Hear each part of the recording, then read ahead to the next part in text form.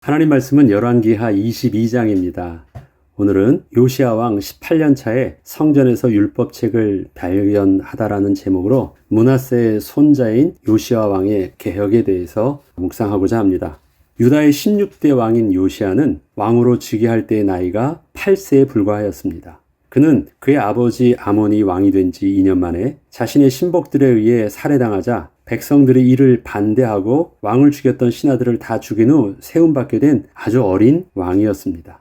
그는 이렇게 어린 나이에 아무것도 제대로 통치할 수 없던 상황에서 그렇게 왕이 된 자였으나 요시야에 대한 성경의 평가는 역대 어느 왕과도 비교할 수 없을 만큼 온전한 왕이었다고 증거하고 있습니다. 열왕기하 22장 2절에는 요시야가 여호와 보시기에 정직히 행하여 그의 조상 다윗의 모든 길로 행하고 좌우로 치우치지 아니하였더라. 특별히 좌우로 치우치지 아니하였다라는 말은 요시야가 유일합니다. 요시야는 역대 왕 중 가장 악명이 높았던 할아버지 므낫세 왕과 비록 짧은 기간의 통치였지만 동일하게 악했던 아버지 아몬 왕 밑에서 태어나서 불과 8살의 어린 나이에 왕으로 즉위하였지만 역대 왕 중에 어느 누구도 요시야 왕만큼 하나님으로부터 이렇게 인정받은 사람은 없었습니다. 분명히 유다 왕들 중에는 히스기야 왕 같은 선한 왕들도 몇 명은 있었으나 하나님 앞에서 아무런 오점 없이 칭찬받은 왕은 요시야가 유일했던 것입니다. 아무런 오점이 없었다는 것은 시작부터 끝까지 대부분의 유다의 왕들은 시작은 좋았잖아요. 여호와 보시기에 정직히 행하였으나 그 나중에 교만되어지거나 나중에 좀 아쉬운 결말들을 했었는데 요시야 왕은 그 시작부터 끝날 때까지 좌로나 우로나 치우치지 않은 온전한 왕이었다는 것입니다. 그래서 요시야 왕이 유일해요. 그래서 요시야 왕이 특별했던 것입니다. 그렇다면 요시야는 어떻게 해서 하나님이 인정하시는 왕이 될 수 있었던 것일까요? 어떻게 사악한 조부와 부친 밑에서 요시야라는 이렇게 온전하며 경건한 왕이 태어날 수 있었을까요? 그리고 어떻게 그렇게 끝까지 실수하지 않고 온전히 하나님께 인정받는 왕으로 설 수 있었을까요? 성경의 본문에는 그 이유가 제대로 나와 있지 않습니다. 훌륭한 스승을 만났다거나 어떠한 신앙적 영향을 받은 주위의 배경이 있었다는 등의 내용은 전혀 보이질 않습니다. 그런데 오늘 본문의 내용이 그대로 기록되어 있는 역대하 34장을 보게 되면 오늘 본문에는 없는 추가된 설명이 3절에 이렇게 기록되어 있습니다. 그가 아직도 어렸을 때 곧 왕위에 있은 지 8년 만에 그의 조상 다윗의 하나님을 비로소 찾았다라는 말입니다. 그가 왕위에 있은 지 8년에 곧 그의 나이 16세에 그의 조상 다윗의 하나님을 아주 비로소 찾았다라는 것입니다. 드디어 찾게 되었다라는 것입니다. 그렇다면 요시야의 왕으로서의 시작부터 다시 한번 살펴보겠습니다. 요시야가 왕위에 오를 때의 나이는 너무도 어렸던 8세였습니다. 그는 아버지 아몬이 왕이 된 지 2년 만에 신복들에게 암살을 당하자 이에 격분했던 국민들이 반역한 신하들을 다 잡아 죽이고 그 아들을 세우게 되므로 이렇게 어린 나이에 왕이 된 것이었습니다. 8세의 어린 나이에 요시야가 할 수 있는 것이 무엇이었을까요? 신하들에 의해서 아버지가 죽임당한 것을 보면서 왕이 된 어린 나이의 요아스에게 제대로 된 통치를 기대할 수는 없었을 것입니다. 나이도 어렸고 두렵기도 했습니다. 배운 것도 없어요. 그게 요시야 왕의 시작이었습니다. 그런데 역대하 34장에는 8살의 왕이 된 요시야가 자신 스스로 독립적인 판단과 결정을 할 만큼 성장한 16세에 비로소 하나님을 찾기 시작했다고 그 왕으로서의 시작을 설명하고 있는 것입니다. 그가 제대로 뭔가 일을 시작한 것은 8년이 지난 후였습니다. 그가 16세가 되었을 때 드디어 신앙의 결단을 내렸다는 것을 의미합니다. 당시 이스라엘 사람들의 성인의 기준인 20세도 되지 않은 나이였기에 성경은 아직 어렸을 때라는 표현을 쓰고 있지만 요시야는 왕이 된 지 8년 만에 비로소 16세 때 하나님을 찾기 시작했다는 것입니다. 이스라엘 백성들의 남자로서 계수가 되는 나이는 몇 살이냐면 20세예요. 그 전까지는요, 어린아이로 사람 취급을 안 한 거예요. 그러니까 20세부터 돼야지 성인으로서 인정해주는 나이인데 요시야 왕은 16세 때 비로소 하나님을 찾았다라는 것입니다. 그 말은 그가 아직 어렸는데 그가 어떤 성인으로서 인정받을 만한 나이가 되지 않았음에도 불구하고 그때 비로소 하나님을 찾기 시작했다는 것입니다. 그 안에는 그에게 있어서의 시작이 그가 어른이 되었기 때문에 시작한 것이 아니라 비록 나이가 어렸어도 그를 통해서 시작하신 분이 하나님이시라는 것을 우리에게 알게 해줍니다. 그가 만약에 그가 20세 어른이 되자 드디어 하나님을 찾게 되었다라는 의미 속에서는 그가 성장된 어떤 모습 속에서 그가 시작한 그의 시작을 말하는 것처럼 보이지만 그가 16세 때 하나님을 찾기 시작됐던 그 은혜는 그가 아직 성숙되기 전이었음에도 불구하고 하나님께서 그를 통해서 하나님의 선하신 일들을 시작하셨다라는 것을 간접적으로 증거하고 있는 것입니다. 이것은 전적인 하나님의 은혜이셨습니다. 하나님을 향한 갈급함을 요시아의 마음에 담아주사 그가 비록 어린 나이였지만 다윗의 하나님이셨고 이스라엘의 왕이신 하나님을 간절히 구할 수 있게 하여 주신 것이었습니다.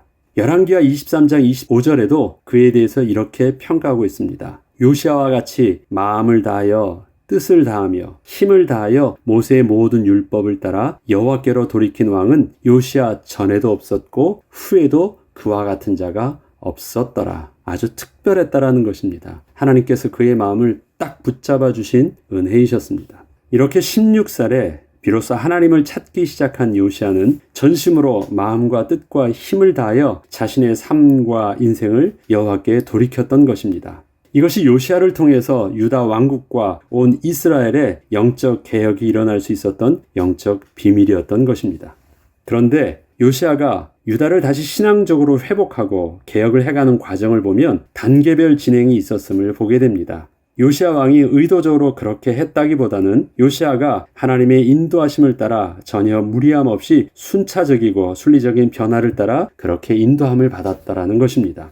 어린 나이에 왕이 된 그가 스스로 자기 주장을 할 수 없을 때 그가 제일 먼저 할 수 있던 영적 개혁은 남도 아니요 왕궁도 아닌 자기 자신이 먼저 하나님을 찾는 것이었고 하나님께서 요시아를 통하여 유다의 은혜를 베푸실 때 그 개혁의 시작을 요시아 왕 자신부터 하게 하신 것이었습니다.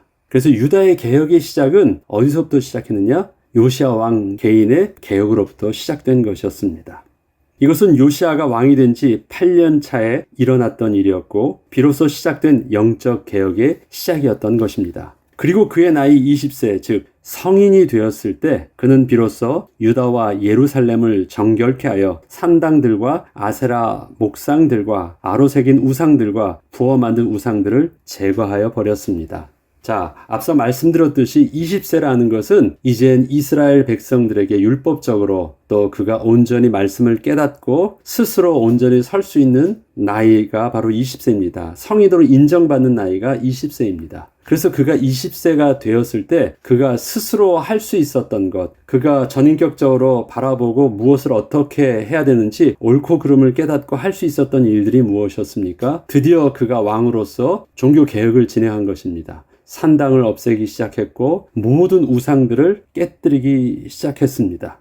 그런데 그렇게 깨뜨리게 했던 내용들을 보면 이런 내용이었습니다. 예루살렘을 정결케 하여 산당들과 아세라 목상들과 아로 새긴 우상들과 부어 만든 우상들을 제거하여 버렸고 이렇게 왕이 개혁을 하기 시작하자 무리들도 왕 앞에서 바알의 제단을 헐었으며 왕이 직접 그 제단 위에 세워진 우상들도 찍어버리고 빻아서 가루를 만들어 제사던 자들의 무덤에 뿌리고 제사장들의 뼈를 제단 위에서 불살라 유다와 예루살렘을 정결케 하였습니다. 심지어 북이스라엘의 므낫세와 에브라임과 시므온과 납달리까지 사면 황폐한 성읍들에도 그렇게 행하여 이스라엘 전체를 정결케 하였던 것입니다. 그가 20세 때부터 그에게 있어서 올바른 판단력이 세워졌을 때 그는 자신의 열심을 다하여 모든 우상들과 제단들과 모든 것들을 다 파했던 것입니다. 그런데 20세라는 나이가 의미가 있는 것 앞서 말씀드렸듯이 그가 성인이 되었을 때 스스로 판단할 수 있었던 나이라는 것을 의미합니다. 잘했어요. 하나님 앞에서. 그런데 그러한 20세 때 했던 일과 더불어 그의 개혁은 이렇게 단호했고 또 열정적이었으며 정직했지만 그의 요시아의 개혁에 있어서 더욱더 중요한 점이 나오는데 그가 산당과 우상을 제거해 버린 것만이 아니었던 일들이 그 다음에 일어나기 때문이었습니다. 그가 왕이 된 지 18년 차에 있었던 일입니다. 나이는 26세가 되었습니다. 오늘 본문 3절 이하에 나오는 대로 성전을 그때 보수하기 시작했던 것입니다. 그런데 순전한 마음으로 성전 보수를 시작한 요시야에게 하나님께서는 율법 두루마리를 성전 헌금 궤 안에서 발견토록 역사하심으로 요시야의 영적 개혁이 하나님의 말씀의 확증 속에서 더욱 힘차게 펼쳐질 수 있도록 하신 것이었습니다. 그것이 어떻게 발견된 것이냐면요, 성전의 궤를 왜 관심 있게 보게 되었고 그 궤 안을 들여다보게 되었냐면, 성전을 보수하기 위해서 지난날 그렇게 헌금했던 은을 그 안에서 발견했기 때문에 그래요. 그 안에서 발견해서 성전 보수를 시작한 것이 아니라 성전을 보수하려고 하다 보니까 그것에 대한 그 비용들을 지난날에 헌금했던 성전 궤를 기억하게 된 것이고, 성전 궤를 열어보니까 성전 보수를 위해서 지난날 백성들이 헌금했던 그 은이 들어있었던 것이고, 그런데 은만 들어있던 것이 아니라 그 안에 숨겨두었던 하나님의 율법의 말씀이 들어있던 것입니다. 이런 것 있죠. 성경책에 돈을 집어넣으면 절대 누구도 훔쳐가지 않는데요. 왜냐? 성경을 펼치는 사람은 돈을 훔치지 않을 것이고, 돈을 훔치는 사람은 성경을 펼치지 않을 것이래요. 뭐 그런 우리 농담이 있잖아요. 어떻게 해서 율법의 말씀을 했느냐? 성전 보수를 하려고 하지 않았으면 성전의 헌금함을 들여다보지 않았을 것이에요. 그래서 누군가 숨길 때, 누군가 어떤 왕이 훗날에 왕이 나와서 다시 성전을 개혁하려고 하고자 한다면, 그때 성전을 개혁하는 마음이 바로 하나님 앞에 온전히 서려고 하니까 그때 그 왕이라면 이 말씀을 온전히 받을 것이다 하고 그 안에다 숨겨놓은 것이었습니다. 그러면 한번 그 발견했던 상황을 다시 한번 더 읽어보겠습니다. 대제사장 hil기야가 서기관 사반에게 이르되 내가 여호와의 성전에서 율법책을 발견하였노라 하고, hil기야가 그 책을 사반에게 주니 사반이 읽으니라. 왕이 율법책의 말을 듣자 곧 그의 옷을 찢으니라. 왕이 제사장 hil기야와 사반의 아들 아히감과 마가야의 아들 악볼과 서기관과 사반과 왕의 시종 이사에게 명령하여 이르되 너희는 가서 나와 백성과 온 유다를 위하여 이 발견한 책의 말씀에 대하여 여호와께 물으라. 우리 조상들이 이 책의 말씀을 듣지 아니하며 이 책에 우리를 위하여 기록된 모든 것을 행하지 아니하였으므로 여호와께서 우리에게 내리신 진노가 크도다. 이처럼 요시야 왕이 여호와 앞에서 정직하게 행했다고 인정받았던 그 역대 왕들과는 다르게 끝까지 좌우로 치우치지 않았다는 평가를 유일하게 받을 수 있었던 것은 그에게는 하나님의 말씀을 온전히 듣고 순종할 수 있던 겸손함이 있었기 때문이었습니다. 역대 왕들 대부분이 왕권이 강화되고 외세의 침략으로부터 안정이 되고 나면 거의 다 자신의 생각을 따라 좌우 길로 가버리고 말았는데, 유일하게 좌로나 우로나 빗나가지 않을 수 있었던 요시야의 그 영적 비결은 그가 처음부터 하나님을 전심으로 찾았다는 것이었고, 끝까지 하나님의 말씀이 그에게 가장 권위 있게 서 있었던 것이었습니다. 요시야가 성전에서 율법책을 발견했던 시기가 그가 왕이 된 지 18년 차가 되었을 때였습니다. 이때 그는 어느 정도 개혁이 성공하였을 때였고, 왕권도 이제 더 이상 주위의 눈치를 보지 않아도 될 만큼 든든히 세워진 상황이었습니다. 자기 나름대로 스스로 자신만만하게 설 수 있던 시기였습니다. 그런데 이때 하나님의 율법책을 성전을 보수하다가 그 성전에서 발견한 것이었습니다. 하나님께서는 이 율법책을 요시야의 통치 초기에 발견케 하지 않으시고 왜 요시야가 가장 높아진 시기에 발견하도록 하신 것이었을까요? 그 율법책은 그동안 잘 보관되어 있던 것이 아니라 꼭꼭 숨겨둔 것이었습니다. 우상 숭배를 일삼았던 왕들에 의해서 찢기고 버려질 것을 두려워해서 아무도 모르게 숨겨둔 것이었습니다. 그런데 그 율법책이 요시야 왕 때, 그것도 요시야 왕이 가장 권세가 있을 때 발견한 것이었습니다. 그리고 요시야가 하나님의 은혜를 사모하며 성전을 보수하려고 했을 때 일어난 일들이었습니다. 그 율법책이 감추어져 있었던 것은 그 말씀이 하나님의 축복의 말씀이 아닌 범죄한 이스라엘을 책망하는, 이스라엘 향한 하나님의 진노의 말씀을 담고 있었기 때문이었습니다. 이것은 거룩하신 하나님을 경외함으로 하나님 앞에 겸손히 서지 않으면 그 율법의 말씀을 도저히 받아들일 수 없었던 내용이었던 것입니다.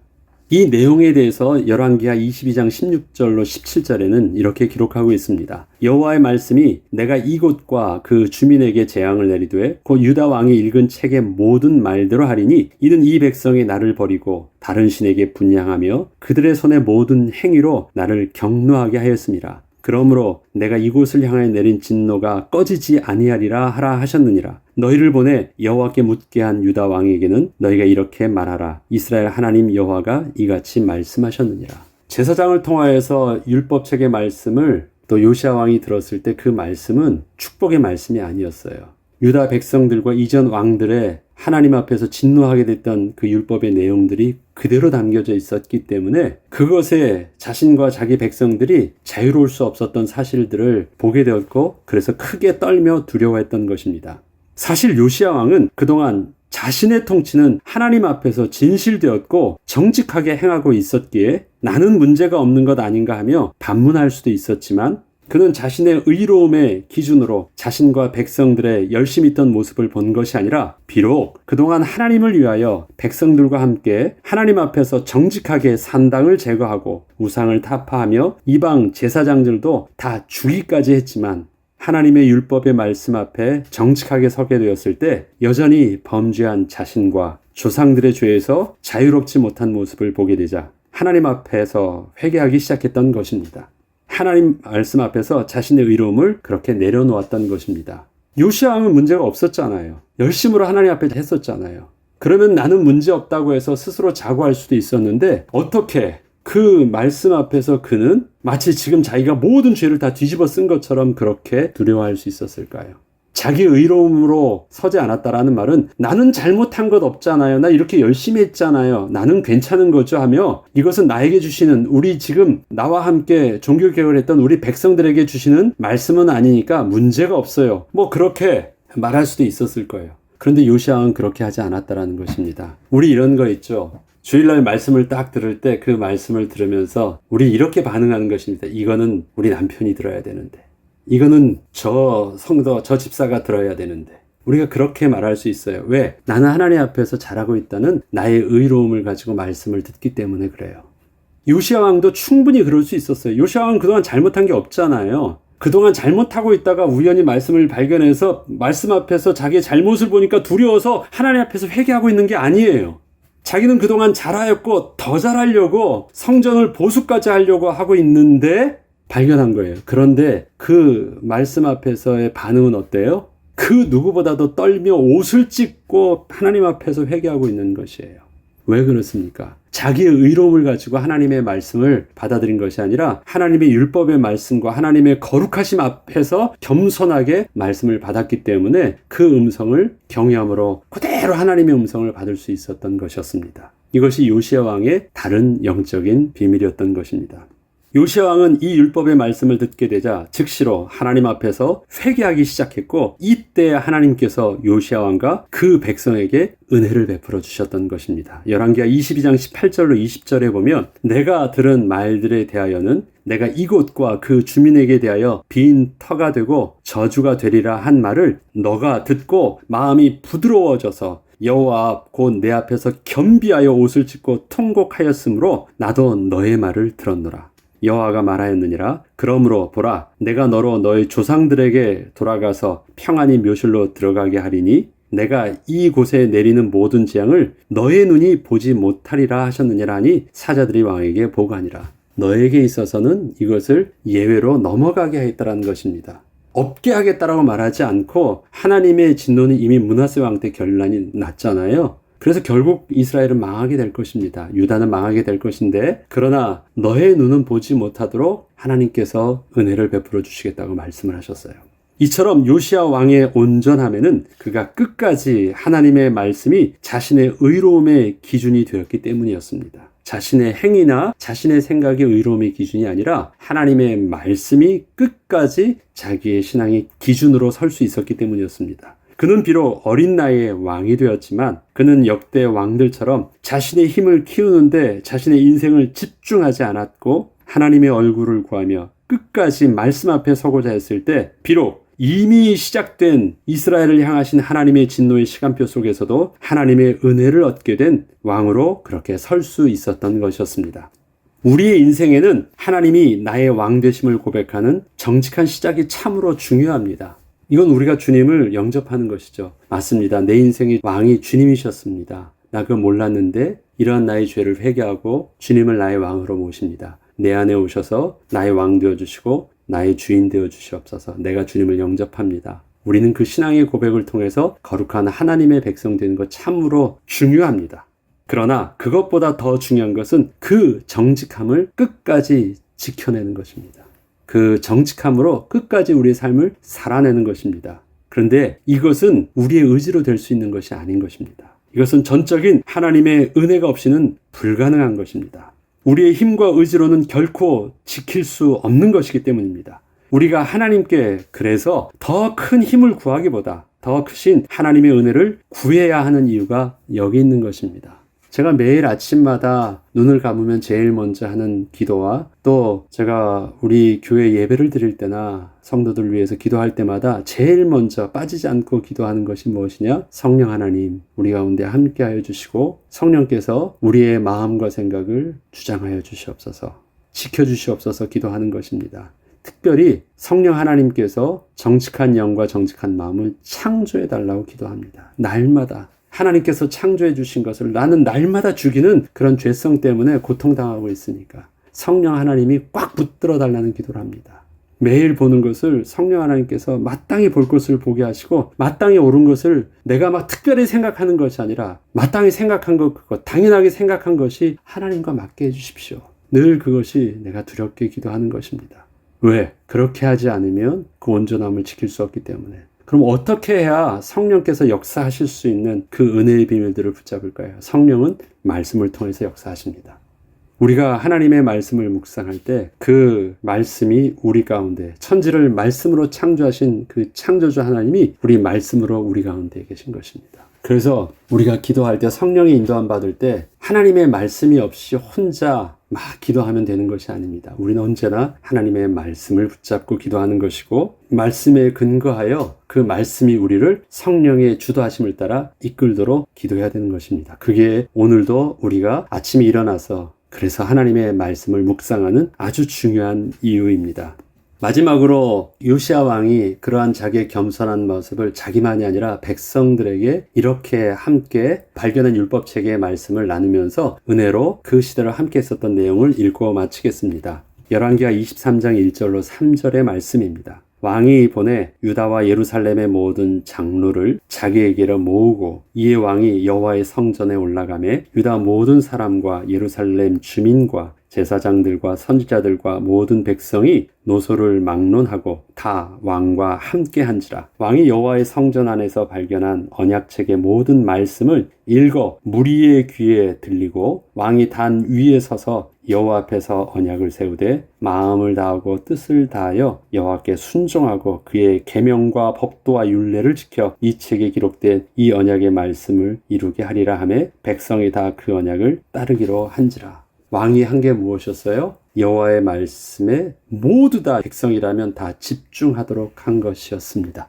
그것이 저와 여러분의 영적 비밀이요, 우리 가정의 비밀이요, 우리 교회의 비밀이 될 때 요시야 왕이 좌로나 우로나 지치지 않고 일평생 하나님 앞에 온전한 자로 그 은혜의 왕으로 설 수 있었던 것처럼 우리의 인생을 그렇게 은혜로 이끌어 주실 것입니다. 그 말씀이 오늘 하루도 저와 여러분을 복되게 하는 은혜가 있길 주의 이름으로 축복합니다. 기도하겠습니다. 하나님 아버지, 요시야 왕의 특별함은 그의 뛰어난 통찰력과 힘과 지혜와 능력이 아니었습니다. 하나님의 은혜 가운데 하나님을 만났고 전심으로 여호와를 구했던 그 은혜를 일평생 하나님의 말씀 앞에서 온전히 스스로를 낮추며 모든 백성들을 하나님의 말씀에 집중하게 했던 것이었습니다. 그 영적 비밀이 우리의 삶에도 주님이 우리에게 살게 하시는 모든 날 동안 끝까지 잃지 않게 하여 주시고 이렇게 함께 할 수 있는 거룩한 주의 백성들을 날마다 함께 하게 하셔서 이 축복의 시간들이 멈춰지지 않게 하여 주옵소서. 감사드리며 우리 주 예수 그리스도 이름으로 기도합니다. 아멘.